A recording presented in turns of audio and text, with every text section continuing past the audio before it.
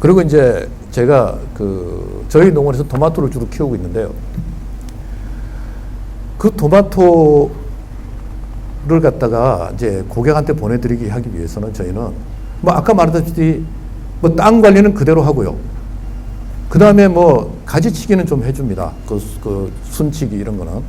그 외에는 특별하게 안 해줘요.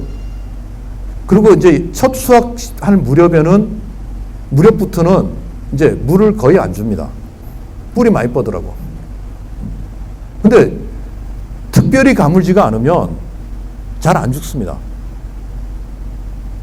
되게 가물면, 내가 봤을 때 이제 가서 이파리 만져보고 되게 가물면 그때는 물을 좀 줍니다. 좀 이렇게 뿌리 근처 말고 조금 약간 멀리. 그리고 저는 이제 100평 기준으로 해서 한 600주 정도 심습니다.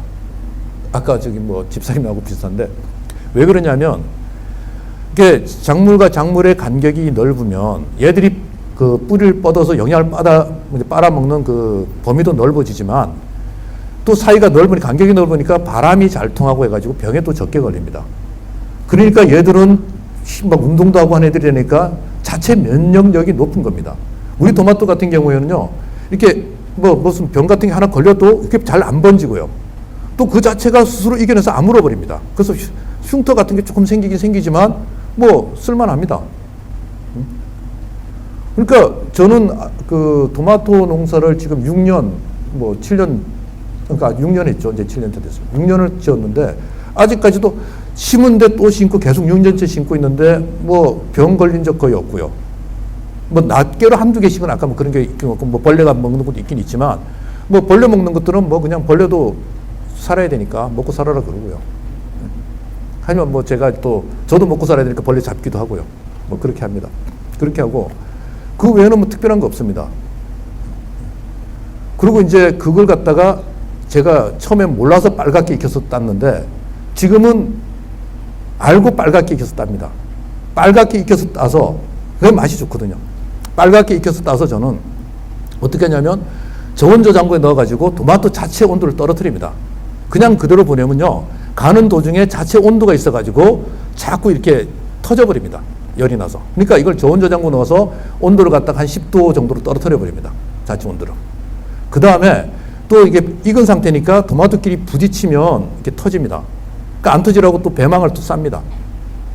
그리고 이제 스티로폼 박스에다가 넣는데 그 이유는 뭐냐면 일단 여름에 토마토 시즌이 더운 여름이니까 외부 온도 차단하는 것도 있고요. 스티로폼 박스가. 그 다음에 두 번째는 뭐냐면 뭐 외부 충격도 많이 방지. 그냥 종이 박스하고 다릅니다.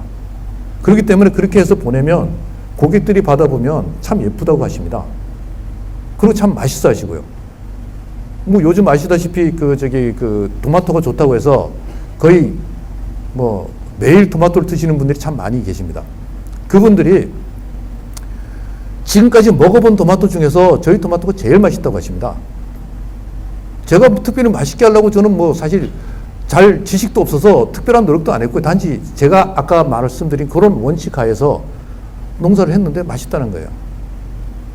물론 저희 토마토 되게 크지도 않습니다. 딱 보기도 예쁘고 좋습니다. 물론 이제 전문적으로 키로로 달아서 파는 분들이야 뭐 작으니까 뭐 돈을 적게 받는다고 하실지 모르겠지만 저희는 그렇게 보내는 게 아예 규격도 좋고 좋더라고요. 그래서 저희 토마토 되게 기다리십니다.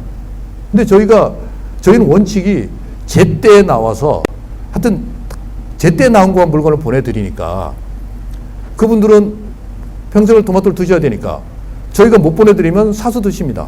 뭐 백화점 가서 사서 드시고 유기농 매장에 사서 드시고 드십니다. 그러고는 맨날 그럽니다. 야, 너희 토마토 언제 나오냐? 토마토 좀 보내주라. 그 비교가 안 되는 거죠. 왜 비교가 안 되냐면 아시다시피 자연 환경이 조건이 안 맞는 상태에서 조건을 인공으로 맞춰서 재배를 하고 그 다음에 그 재배한 게 또 물러 터질까 싶어서 뭐 꼭지만 빨간 뭐 덜 익은 상태, 딱딱한 상태의 토마토를 가져와서 뭐 오는 도중에 빨개지거나 아니면 이제 그 매장에서 빨갛게 된 상태로 판매를 하는 토마토가 어떻게 자연 상태가 좋은 그리고 스스로 밭에서 잘 익은 토마토하고 맛이 비교가 되겠습니까? 그건 뭐 상식적으로도 안 되는 거죠. 저희가 이제 그 닭도 키우고 있는데요. 토종닭을 키우고 있거든요. 그 뭐 완전 방사장은 아닙니다. 한 4,500평 정도에 한 1,000여 마리 정도 키우고 있습니다. 근데 이게 보면 이 닭들도 그 추운 겨울이나 여름에는 알을 잘 안 놓습니다. 이게 그 말 들어보니까 뭐 전문가들하고 얘기를 해보니까 그건 그럴 수밖에 없는 게 춥고 이러면 새끼를 낳아봤자 부화돼도 죽고 뭐 이러니까 그걸 뭐 스스로 자기 자식을 갖다 보호하는 입장에서 보존하는 입장에서 알을 안 놓는다고 그러더라고요. 그런데 이게 보면 그러니까 저희는 이제 겨울에도 한겨울에도 계란이 안 나오고 여름에도 안 나오는데 근데 보면 이제 과학적으로 분석을 해보면요. 유정란하고 무정란하고 영양 성분이 같다고 말씀들 하십니다. 큰 차이가 없대요. 근데 상식적으로 생각해 보십시오. 하나는 품으면 병아리가 나오는 생명체고 하나는 품으면 썩습니다. 어떻게 같을 수가 있겠습니까? 그러니까 사람들이 유정란을 만들려고 기를 쓰고 또 뭐 주사로 해서 유정란을 만듭니다. 주사로 정자를 갖다 집어넣죠. 근데 저희는 이렇게 수탉이 좀 많습니다. 매년 부화시키는 것 갖다가 그중에 잡아서 일부 고객한테 보내드리기도 하지만 그래도 수탉이 좀 많아요. 많다 보니까 암탉이 맨날 이렇게 등에 뭐 껍질을 벗겨주고 그러는데 그래도 거기서 나오는 알들은 전부 유정란인 것입니다. 저희 그거 고객한테 보내드립니다. 근데 아까 말씀드린 한겨울이나 한여름 대개 장마철에 있는 계란이 거의 적게 나오기 때문에 안 나오거나 그렇기 때문에 못 보내드립니다. 그러면 고객들은 또 백화점 가서 그걸 사 드십니다. 계란을. 그러고 나서는 야 계란이 어떻게 너희 계란은 작기는 작지만 그렇게 맛있냐 그러십니다. 이게 굳이 제가 저희께 좋습니다 좋습니다라고 이렇게 강조를 안 해도 그분들이 그런 상황에서 그렇게 그 비교를 하시고요. 그러고 나면 저는 우리가 좋은 이유가 이렇습니다. 이런 말씀을 드립니다. 그러니 뭐 그분들이 저를 믿을 수밖에 없죠. 뭐. 그런 방식이 제가 이제 고객들하고 이렇게 접근하는 방식이고 뭐 그렇습니다. 그리고 이제 보면 그러다 보니까 저희 고객들 중에 이건 뭐 일종의 뭐 제 자랑이나 마찬가지인데 저희는 이제 그 유기농 농사를 하는데 22가지 품목을 유기농 인정을 받았습니다. 그게 4년째입니다. 왜냐하면 고객들은 다양한 품목을 보내줘야 되니까 찔끔찔끔 짓지만 많이는 안 짓지만 어쨌든 간에 그렇게 합니다. 근데 모든 작물이 아시다시피 심는 시기도 다르고요. 수확하는 것도 다르고 다 다릅니다. 굉장히 힘이 많이 들어갑니다. 하지만 그걸 그렇게 함으로 해서 고객들이 저희를 확실히 믿으니까 가끔은 이제 그 전화도 하십니다. 어떤 전화를 하시냐면 자기 절친한 친구가 있는데 집에 놀러 와가지고 뭐 밥을 같이 먹는데 계란을 먹어보더니 야 이거 왜 이렇게 맛있냐 그래서 정선농원 얘기를 했더니 자기도 가입을 하고 싶어 한다. 근데 지금 3월 지금 가입 시기가 아닌데 자기를 봐서 좀 제발 좀 가입을 좀 시켜주면 안 되겠느냐.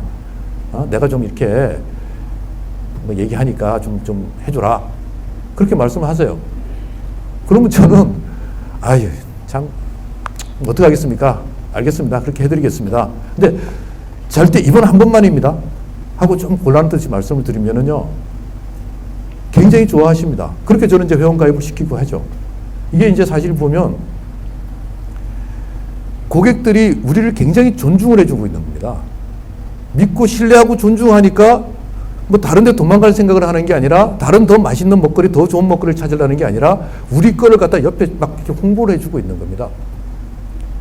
그래서 저는 뭐 굉장히 이제 그 운영하는 부분에 대해서는 아까도 제가 말씀드린지 모르겠지만 저희가 40명 정도를 평균 그 딱 적정 수준으로 생각하고 있는 회원을 갖다가 그리고 절대 45명은 넘지는 않습니다. 뭐 가끔 보면 누가 부탁을 하고 그래가지고 뭐 42, 3명까지 가긴 하지만 45명은 안 됩니다.